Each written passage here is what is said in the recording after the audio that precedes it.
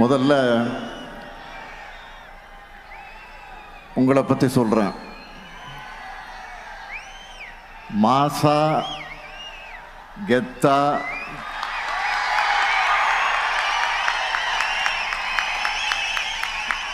இங்கே வந்திருக்க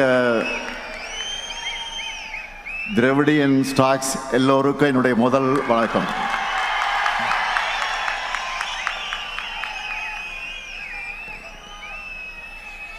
நிகழ்ச்சியிலே பங்கேற்று உரையாற்றி அமர்ந்திருக்கக்கூடிய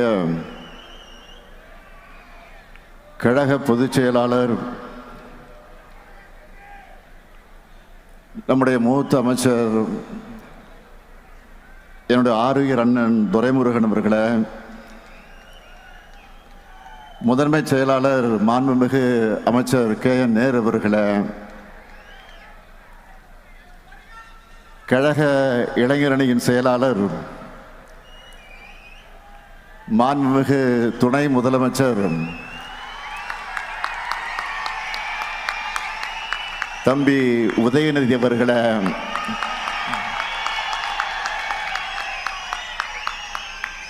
துவக்கத்தில் அனைவரையும் வரவேற்று மகிழ்ந்திருக்கக்கூடிய திருவண்ணாமலை தெற்கு மாவட்ட கழகத்தினுடைய செயலாளர் மாண்புமிகு அமைச்சர் ஏவா வேலு உள்ளிட்ட அமைச்சர் பெருமக்களே, மாண்புமிகு சட்டப்பேரவையின் துணைத் தலைவர் கு பிச்சாண்டி அவர்களே, துணை பொதுச் செயலாளர்கள் பெரியசாமி அவர்களே, முனைவர் பொன்முடி அவர்களே, ராசா அவர்களே, அந்தியூர் செல்வராஜ் அவர்களே, சாமிநாதன் அவர்களே, மாண்புமிகு நாடாளுமன்ற சட்டமன்ற முன்னாள் இந்நாள் உறுப்பினர்களே, இளைஞரணியினுடைய மாநில துணை செயலாளர்கள் பிரபு கஜேந்திரன் அவர்களே, ஜோயல் அவர்களே, இன்பா ரகு அவர்களே, இளையராஜா அவர்களே, அப்துல் மாலிக் அவர்களே, பிரகாஷ் அவர்களே, சீனிவாசன் அவர்களே, பிரதீப் ராஜா அவர்களே, ஆனந்த்குமார் அவர்களே, இளைஞரணியின் மாவட்ட அமைப்பாளர்களே, துணை அமைப்பாளர்களே, தலைமை கழகத்தினுடைய நிர்வாகிகளே, வடக்கு மண்டல இளைஞரணியின் மாவட்ட அமைப்பாளர்கள் மற்றும் நிர்வாகிகளே, என் உயிரோடு கலந்திருக்கக்கூடிய தலைவர் கலைஞர் அவர்களின் உயிரினும் உயிரான அன்பு உடன்பிறப்புகளே,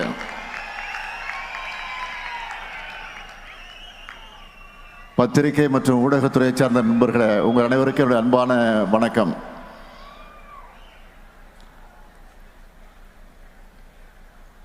வேலுகிட்ட ஒரு வேலையை சொல்லிட்டா அதை பற்றி நாம் சிந்திக்க வேண்டிய அவசியமே இல்லை. அப்படி இந்த கூட்டத்தை சிறப்பாக ஏற்பாடு செஞ்சிருக்கக்கூடிய வேலுவர்களுக்கு என்னதான் இளைஞரணியின் தம்பி உதயநிதி நன்றி சொல்லியிருந்தாலும், தலைமை கழகத்தின் சார்பில் தலைவர் என்கிற முறையில் நானும் நன்றி கூற விரும்புகிறேன். எதிரில் இருக்கக்கூடிய உங்களை பார்க்கும்போது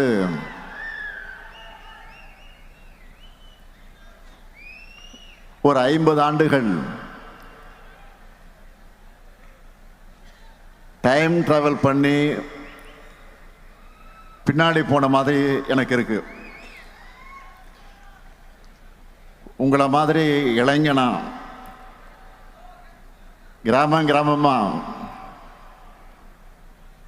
தமிழ்நாடு முழுக்க பயணம் பண்ணி இந்த இளைஞரணியை வளர்த்தெடுக்க நான் பயணம் செய்த அவைகளெல்லாம் எண்ணி பார்க்கிறேன். அதுதான் இப்பொழுது எனக்கு ஞாபகங்களாக வந்து கொண்டிருக்கிறது. எத்தனை ஞாபகங்கள். இரவு பகல் பார்க்காம, தூக்கம் இல்லாம கிராமங்கள் தோறும் கொடியேற்றம், திண்ணை பிரச்சாரம், நாடகம், பொதுக்கூட்டம் என கழக நிகழ்ச்சிகளை நடத்தியிருக்கோம். அப்படி உழைச்சி வளர்த்த திராவிட முன்னேற்றக் கழகம் 75 ஆண்டுகளை நிறைவு செஞ்சிருக்கிறோம்.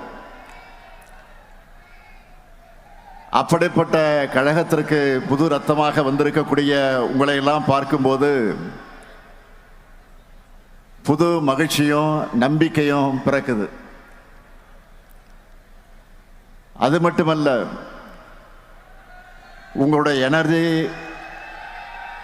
எனக்கு டிரான்ஸ்ஃபர் ஆகியிருக்கு. இப்போ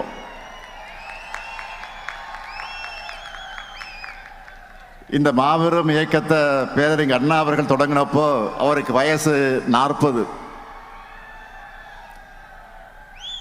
தலைவர் கலைஞருக்கு 25 வயசு தான். பேராசிரியர், நாவலர்னு பலரும் அவங்களோட இருந்தவங்க அத்தனை பேருக்கு 20கள் தான் இருந்திருக்கிறாங்க. அவங்க எல்லாம் எப்படி ஃபயராக இருந்தாங்க என்பதற்கு ஒரு எக்ஸாம்பிள் சொல்றேன். 1941 தலைவர் கலைஞர் அவர்கள் தமிழ்நாடு தமிழ் மாணவர் மன்றம் என்ற அமைப்பை உருவாக்கினார். அதனுடைய முதலாம் ஆண்டு நிறைவுக்கு புரட்சி கவிஞர் பாவேந்தர் பாரதிதாசன் அவர்கள்கிட்ட இருந்து ஒரு வாழ்த்துப்பா வந்துச்சு. அந்த வாழ்த்துப்பால புரட்சி கவிஞர் எழுதின வரிகள் தான், கிளம்பிற்றுக்கான் தமிழச்சிங்க கூட்டம் கிழித்தெறிய தேடுதுகான் பகை கூட்டத்தை. இந்த லைனை கேட்கும் போதே அந்த இளைஞர்கள் எப்படி ஃபயராக இருந்திருப்பாங்கன்னு உங்களுக்கு புரியும். அந்த ஃபயர் பிராண்ட் தான் நம்ம திமுக.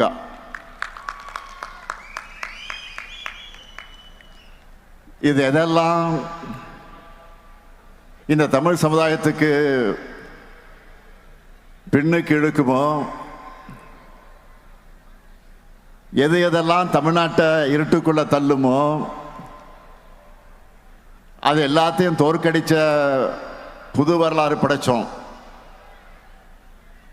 சும்மா எடுத்தோம் கவிழ்த்தோம்னு இங்க எதையும் பண்ணிடல. தெரு தெருவா, வீடு வீடா போய் பேசி, டீ கடையும் சலூனுமே அரசியல் மேடைகளாக மாற்றி மக்களை எஜுகேட் பண்ணோம். உலக வரலாற்றை எல்லாம் சொல்லி நாம் ஏன் இன்னும் பின்தங்கிய நிலையில இருக்கோம்னு எடுத்து சொல்லி மக்களுக்குள்ள நல்ல மாற்றத்துக்கான விதைய சிந்தனையா விதைச்சாங்க. அண்ணா பேசுறார், கலைஞர் பேசுறார், நாவலர் பேசுறார், பேராசிரியர் பேசுறாருன்னு சொன்னா மக்களும் குடும்பம் குடும்பமாக வந்து அவங்க பேச கேட்பாங்க. அவங்க பேச்சில் சொன்னதையெல்லாம் மக்கள் அவங்க அவங்க ஊர்ல எடுத்துக்கிட்டு போய் சொல்லுவாங்க. திராவிட உணர்வை அப்படியெல்லாம் வளர்த்தாங்க. தமிழை நசுக்க வந்த இந்தி ஆதிக்கத்தை விரட்டினாங்க. அதனாலதான் தாழ்ந்த தமிழகமே அப்படின்னு கவலைப்பட்ட காலத்தை மாற்றி இப்போ திரும்பி பாருங்க தமிழ்நாட்டை என்று சொல்லுகிற காலத்துக்கு நாம் வந்திருக்கிறோம். அவங்க ஜெனரேஷன் அடுத்த கட்டத்துக்கு நகர்ந்ததும் அவங்களுடைய உழைப்பையும் தியாகத்தையும் கொள்கை உணர்வையும் அடுத்தடுத்த தலைமுறைகளுக்கு கொண்டு போகணும்னு தலைவர் கலைஞர் அவர்கள் சிந்தித்து எண்ணி உருவாக்குனதுதான் இந்த இளைஞரணி. 1980 ஜூலை 20 மதுரை ஜான்சி ராணி பூங்காவில் இளைஞரணியை தொடங்கினோம். அந்த கூட்டத்தில் பேசின தலைவர் கலைஞர் அவர்கள் சொன்னார், சோதனைகள், வேதனைகள், தோல்விகள், அடக்குமுறைகள், சிறைச்சாலைகள், சித்திரவதைகள் எல்லாம் படைகூட்டி வந்தாலும் இந்த கழகம் அசைந்து விடாமல், தொலைந்து விடாமல், மறைந்து விடாமல் ஒளிவிட்டு கொண்டிருக்கக்கூடிய அடித்தளம் நம்முடைய அமைப்பு முறை. அதோட நம்முடைய லட்சிய பயணம் சேர்ந்து தொடரும்னு முழங்கினார். இளைஞரணிய அறிவிச்சிட்டோம்னு சும்மா இருந்துவிடல. இதுக்கான கட்டமைப்பை பலப்படுத்தணும்னு முதல்ல 5 குழுவை ஏற்படுத்தினார். அதற்கடுத்து 7 பேர் கொண்ட குழுவை தலைமை கழகம் நியமித்தது. அந்த குழுவிலே நான் ஒருவன். இன்றைக்கு நாடாளுமன்றத்தில் கஜித்துக் கொண்டிருக்கக்கூடிய நம்முடைய திருச்சி சிவா, வாலாஜா ஹசேன், பரிதி இளம்பழுதி, தாரைமணியன், ஜெயம் ஜூலியஸ், பஞ்சவர்ணம் ஆகியோரெல்லாம் இருந்தோம். நாங்களெல்லாம் தமிழ்நாடு முழுக்க ஊர் ஊராக, கிராமம் கிராமமாக, தெரு தெருவாக போனோம். இளைஞர்களை சந்திச்சோம். கழகத்தோட கொள்கைகளை எல்லாம் எடுத்து சொன்னோம். தந்தை பெரியார் மன்றம், அறிஞர் அண்ணா மன்றம், சிட்டிபாபு மன்றம், எம்ஆர் ராதா மன்றம், சத்தியவாணி முத்து மன்றம், கலைஞர் படிப்பகம், அஞ்சுகம் படிப்பகம், டாக்டர் நடேசனார் படிப்பகம், TM நாயர் வாசகர் வட்டம், சர்பிட்டி தியாகராயர் வாசகர் வட்டம்னு ஊர் ஊராக சென்று மன்றங்களை அமைச்சோம். கொள்கைகளை கூறுபடுத்தியது மட்டும் இல்ல, மக்களையும் சந்திச்சு கழகத்தை வளர்த்தோம். இந்த பயணத்தில் நாங்க சந்திக்காத சோதனைகளே இல்லை, துன்பங்களே இல்லை, துரோகங்களே இல்லை. அத்தனையும் தாண்டி கழகத்தோட லட்சிய பயணத்துக்கு துணை நின்றது நாங்க வளர்த்த இளைஞரணி. இப்போ அந்த பணியை தம்பி உதயநிதி கிட்டையும் உங்ககிட்டையும் ஒப்படைச்சிருக்கிறோம். அவரும் தன்னுடைய பொறுப்பை உணர்ந்து இன்னும் பவர்ஃபுல்லா செயல்படுறாரு. இன்னும் சொல்லணும்னா இறங்கி அடிக்கிறாரு.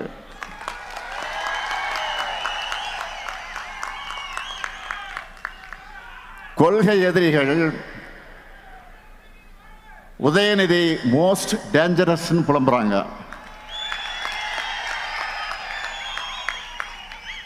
அந்த அளவுக்கு கொள்கையில ஸ்ட்ராங்கா இருக்காரு. கழகத்துக்கு எது தேவை என்று உணர்ந்து செயல்படுகிறார் உதயநிதி. முதல்ல அணியோட கட்டமைப்பை வலுப்படுத்தணும்னு லட்சக்கணக்கான இளைஞர்களை கழகத்தில் சேர்த்தார். அடுத்து அவங்களை கொள்கை ரீதியா ஸ்ட்ராங்கா ஆக்கணும்னு பாசறை கூட்டங்களை நடத்தினார்.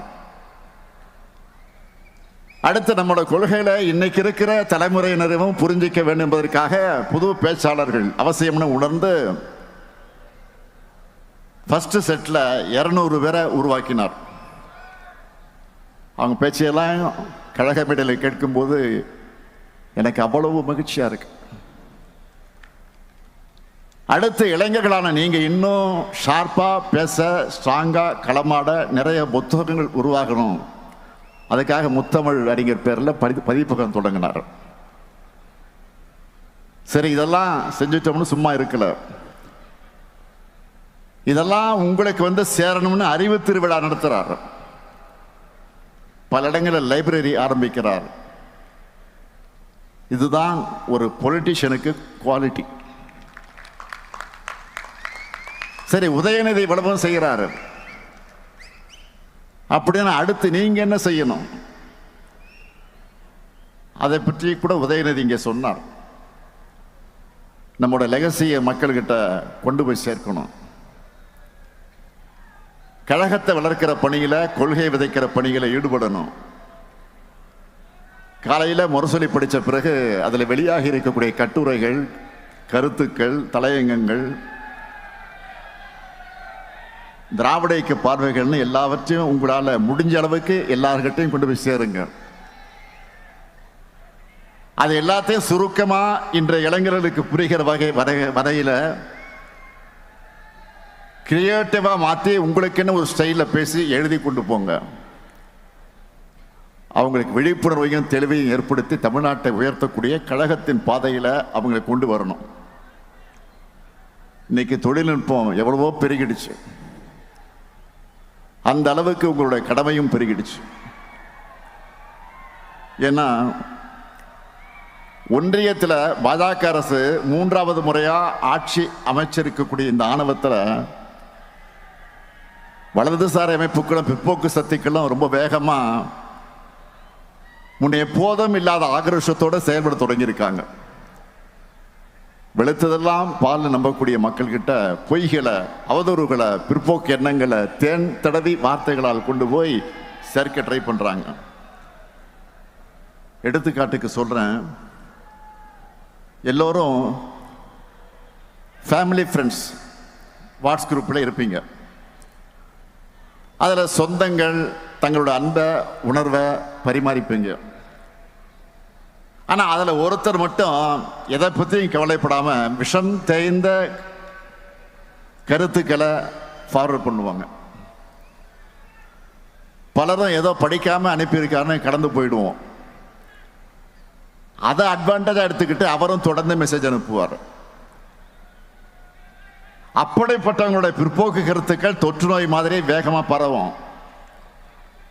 அதை தடுக்கணும்னா அதுக்கு மாற்று மருந்தான நம்முடைய கொள்கைகளையும் நாம் தீவிரமாக பரப்பணும்.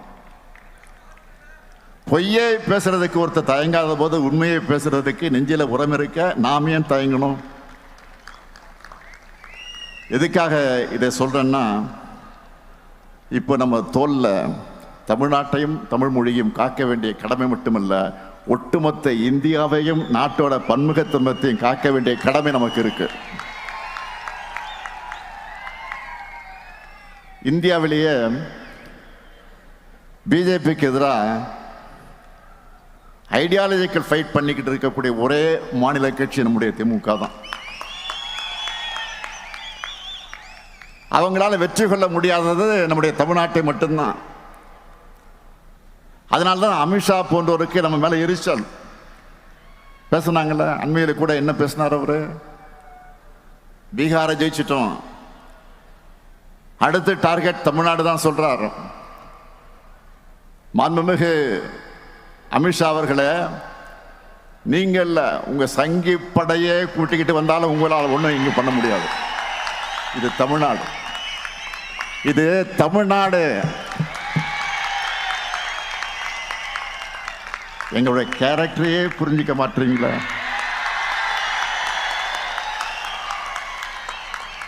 அன்போடு வந்தா அரவணைப்போம், ஆணவத்தோடு வந்தா அடிபடைய மாட்டோம், எதிர்த்து நிற்போம்.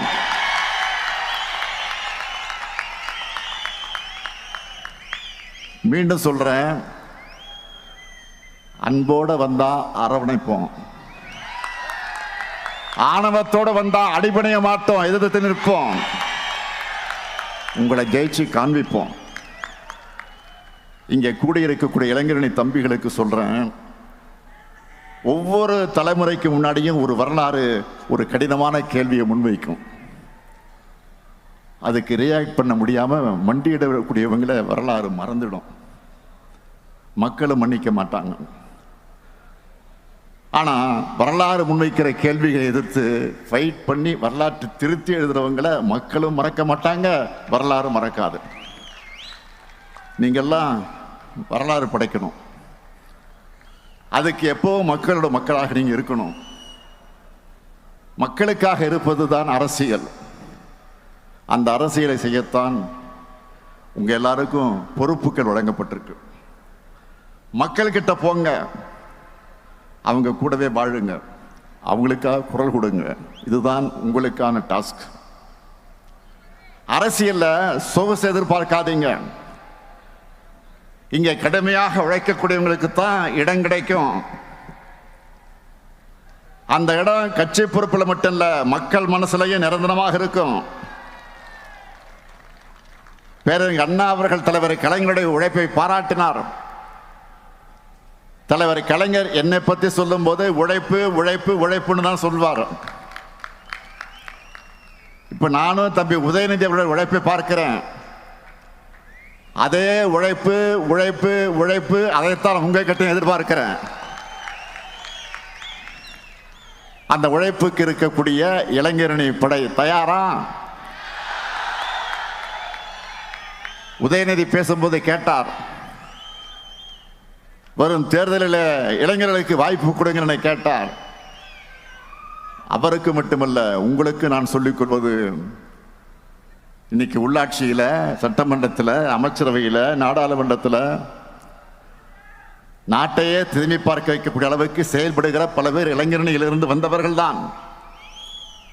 நாளைக்கு உங்களிலிருந்து பலதும் இந்த இடத்திற்கு வரணும். நிச்சயமாக வரத்தான் போறீங்க. அதுக்கு தயாராக இளைஞரணியும் தாய் வீட்டை பயன்படுத்திக்குங்க. இங்க உதயநிதி சொன்ன மாதிரி நீங்க ஒவ்வொருத்தரும் மினிமம் 10 இளைஞர்களை உங்களோட சேர்த்துக்கணும். அவங்களுக்கு அரசியல் உணர்வை, நம்முடைய கொள்கைகளை, திராவிட மாடல் அரசின் சாதனைகளை கொண்டு போங்க. அங்க ஒவ்வொருத்தருடைய வாக்கும், நம்ம குடும்பத்தினுடைய வாக்குகளும், அவங்க நண்பருடைய வாக்குகளும் உதயசூரியனுக்கு, நம்முடைய கூட்டணி கட்சிகளோட சின்னங்களுக்குத்தான் கிடைக்கணும். கடந்த கால ஆட்சியாளர்கள் செய்த தவறுகளை, குற்றங்களை, துரோகங்களை மக்களுக்கு நினைவுபடுத்துங்க. அவங்க திரும்பி வந்தா தமிழ்நாடு என்னென்ன ஆபத்துக்களை சந்திக்கும்னு மக்கள்கிட்ட சொல்லுங்க. நாடே திரும்பி பார்க்கிற அளவுக்கு தமிழ்நாட்டை முன்னேற்றி இருக்கக்கூடிய நம்முடைய திட்டங்களை பற்றி எடுத்து சொல்லுங்க. நான் உறுதியோடு சொல்றேன், நாட்டில் என்ன, உலகத்திலேயே எந்த ஆட்சியும் செஞ்சிருக்க முடியாத அளவுக்கு முத்திரை திட்டங்களை யாராவது செஞ்சிருக்காங்களா? நம்ம ஆட்சியை மாதிரி நீங்களே பார்த்திருப்பீங்க. நம்ம அரசோட திட்டங்களால பயனடைந்திருக்கக்கூடிய பேட்டிகளை பல்வேறு ஊடகங்கள் வெளியிடுறாங்க. அப்படி பேட்டி அளிச்ச ஒரு தாய் பேசினாங்க, தன்னுடைய பசங்க பணம் அனுப்பாவிட்டாலும் தனக்கு தேவையான மருந்து மாத்திரைகளை வாங்க கலைஞர் மகளிர் உரிமை திட்டம் உதவியா இருக்குன்னு சுயமரியாதை உணர்வோடு பேசினாங்க. இன்னொரு பெட்டியில பூ வைக்கிற ஒரு தாய், ஒரு பெண், 1000 ரூபாயை வச்சு பூ வாங்குகிறேன், விடியல் பயணத்தில் போய் அதை வித்துட்டு வரேன், இதையெல்லாம் முதலீடா மாற்றி சம்பாதிக்கிறேன்னு சொன்னார்.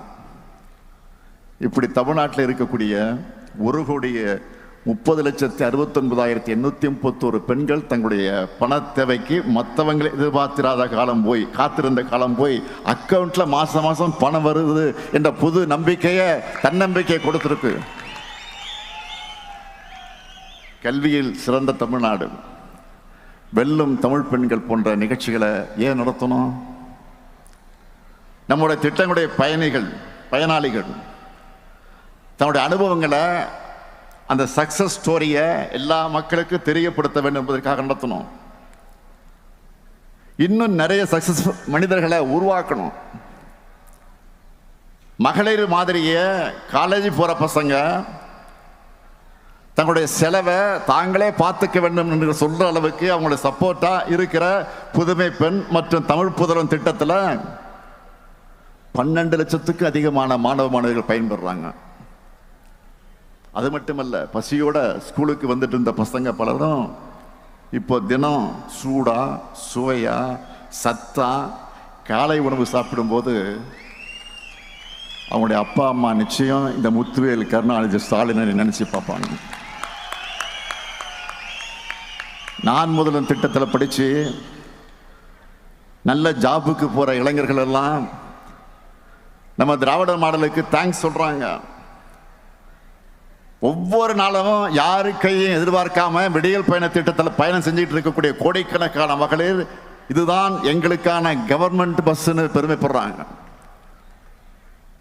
மக்களை தேடி மருத்துவ திட்டத்தில் வீட்டுக்கே வந்து மாத்திரை மருந்துகளை வழங்கி போறாங்களே. நலமாக இருக்கக்கூடிய 2,53,49,475 பேர்களும் பாராட்டுறாங்க. நம்ம திராவிட மாடல் அரசு எப்படி கேர் எடுத்து பார்த்துக்கிறாங்கன்னு பாராட்டுறாங்க.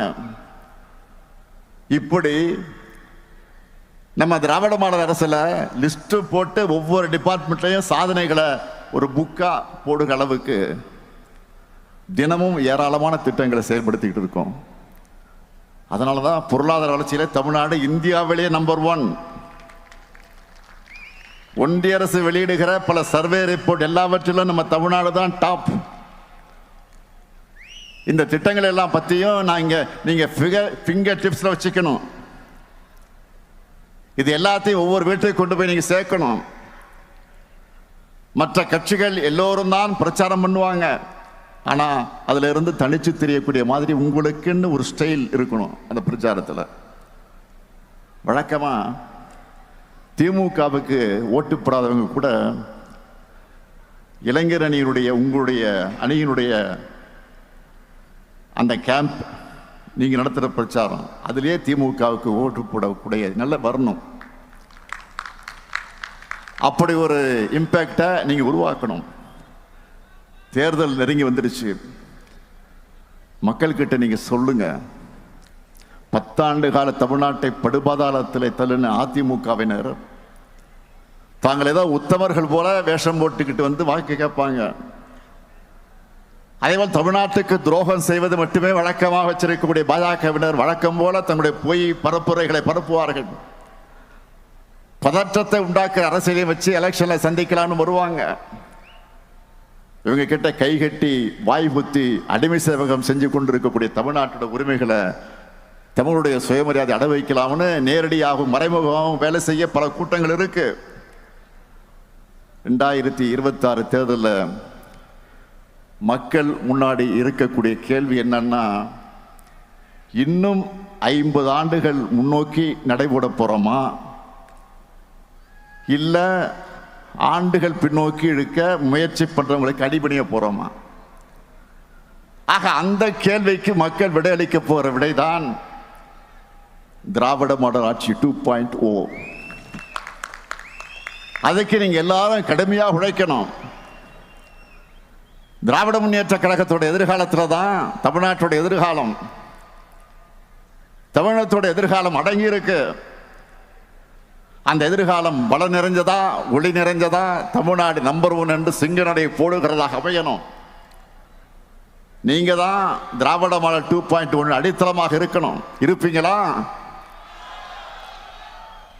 நம்ம மிஷன் என்ன? திராவிட மாடல் 2.0. நம்ம மிஷன் என்ன? திராவிட மாடல். திரும்ப சொல்லுங்க, சத்தமா சொல்லுங்க. நம்ம மிஷன் என்ன?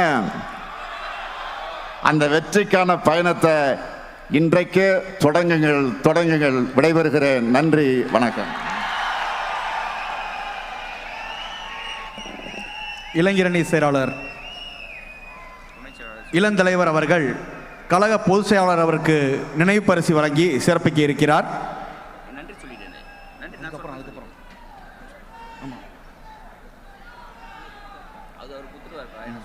தலைவர் வெயிட் பண்றாருல கூட்டம் துணை செயலாளர் நன்றின்னு சொல்லுவார்.